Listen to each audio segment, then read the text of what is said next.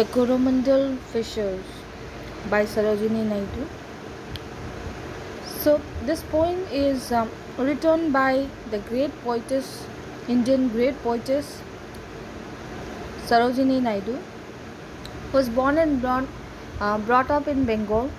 So this poem is basically written about the hard life of the fishermen of Bengal, and this poem is written during the time when India was struggling for freedom, that is the freedom struggle period. Okay, as well as this poem is to write and to arouse among people the pain, the agony that was faced by the fisherman and many other people who were under the clutches of the British. So this is to arouse a kind of independence among everybody. So here, let us proceed towards the lines. Rise, brothers, rise. The awakening skies pray to the morning light. So here in this line, the fisherman is asking the other fellow fishermen to rise as brothers. It's morning now, and the sky is here to rise you all after a dark night with a new beginning. So here the sky is used as a figure of speech, where it's kind of a awakening person with the morning light. So let us get up and start a new life, a new beginning with a bright sunlight or the bright sky after a struggling night, dark night. This is the time. It's morning now, so get up.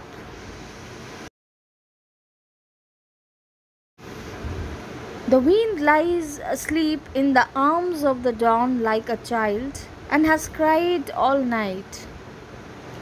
So in the second line, the wind is comparing to be like night, compared to a night where a child whole night was crying to have a good sleep, and when he sees there is a dawn, it's about to get morning now. So now the child seems to sleep in a very calm and a peaceful manner. That means the child also is feeling the power of a bright morning, where this child, that is the wind, was also struggling to have a new morning. Come, let us gather our nets for the shore and set our catamarans free. Okay.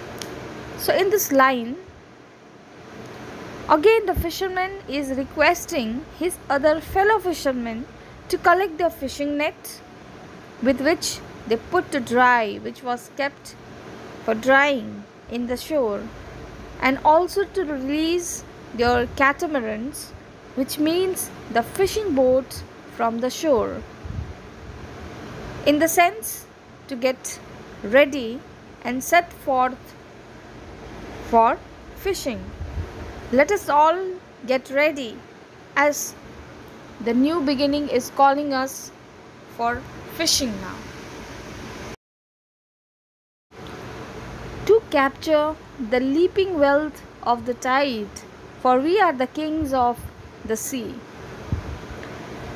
So this is the continuation of the third line, where the fellow fishermen are asked to collect their fishing nets along with the boats to set forth for the fishing. So they are also telling now to capture the leaping wealth. Here leaping wealth means the fishes that are found in the sea. So let us all move ahead towards the tide, high tide, where this tides will help us to get the fishes, as we are the kings of the sea. We are the kings of the sea, representing that we are the supreme power to rule over the sea, along with coming with a lot of responsibilities to look after it too. No longer delay, let us hasten away in the track of the seagull's call. So here again, the fisherman is telling his fellow fishermen not to delay, not to delay, as their going has to be certain and very fast, very quick, because if they fail to miss the tides or the seagull, here the seagull means the fishing bird. So if we fail to reach or to see the fishing birds, then we will miss the maximum number of fishes that are usually ready to find when these gulls are about to catch its prey, so that they get the area where maximum fishes will be easily found. So if they delay, they will have to fail the track to track the seagull. So let us be very fast. The seagull is our mother, the cloud is our brother, the waves are our comrades all. So this line is very simple.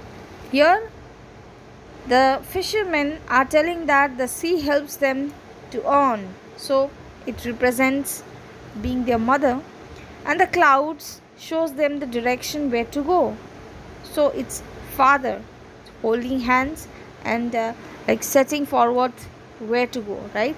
And the waves are also accompanying them, being the companion, comrades, where it is helping them to go to the mid of the sea as it controls the sea. What though we toss at the fall of the sun, where the hand of the sea god drives? So here the fisherman knows the danger at sea. That's why they say, what if a huge tide causes trouble to them, especially when they are in the middle of the sea? So then they say, dear fellow friends, do not worry. The sea god will protect us from the huge tide by controlling the storm. He who holds the storm by the hair will hide in his breast our lives. So here he means the sun god will hide the fishermen like the father who will protect them from all the dangers that occurs during the fishing time or when they are in the mid of the sea. So here in these lines, the fisherman goes back to talk about his native land or his village, where he considers those coconut glade and the scent of the mango grove. Grove means a plentiful of mango garden. Okay, so there he remembers the sweet smell of those memories of his native village, which is so much sweet to them. They keep on remembering, where they describe their living place as well as their sweet memories. Oh, sweet and sweet are the sands of the full over the moon, with the sounds of voices we love. So here in the first before this line, so they were considering the mango groves as well as their village to be sweet, but for them the sweeter part is when they are in the middle of the sea. That is much more sweeter when they feel the droplets of water when they are sailing in the sea, and the dance of the huge tide, the ups and downs are much more dear to them than anything. So now we are to end up this beautiful poem with the last line, where Sarojini Naidu is telling, "Row, brothers, row to the edge of the verge where the low sky meets with the sea." Here she says, "Come on, waves, take us to the end of the sea," where your Sarojini Naidu is actually bringing out a message not from any earthly beauty and the temporary happiness that we find in our day to day life. These are all temporary and earthly beauty. But the real beauty is when you are led to free, when you are led to dream on your own. So, what fake happiness and the luxury that is given by the Britishers are unreal, as the real happiness lies to be free and independent. So, this is about the poem The Coromandel Fishers.